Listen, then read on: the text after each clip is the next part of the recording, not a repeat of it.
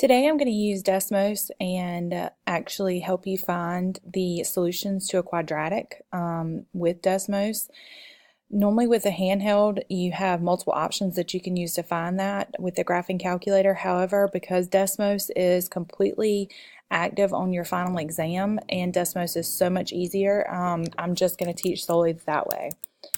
So I'm going to go to desmos.com. I'm going to start graphing.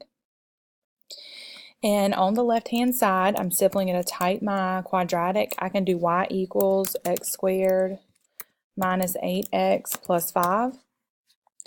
Now with this, you can zoom in and out depending on how much you want to see. But remember that with a quadratic, or any function that the x-intercepts, they can be called solutions, they can be called zeros, they can be called roots.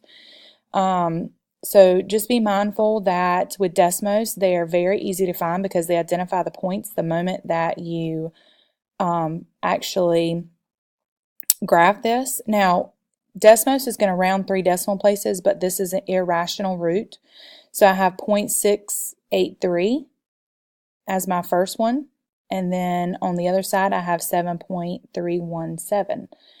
So again, before you really had to graph, you had to do some second trace with their graphing calculator, and with DESMOS it just makes it so simple.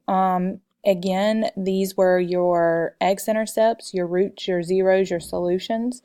If they did ask you for the y-intercept, they will also identify that, and obviously the y-intercept here is at 5.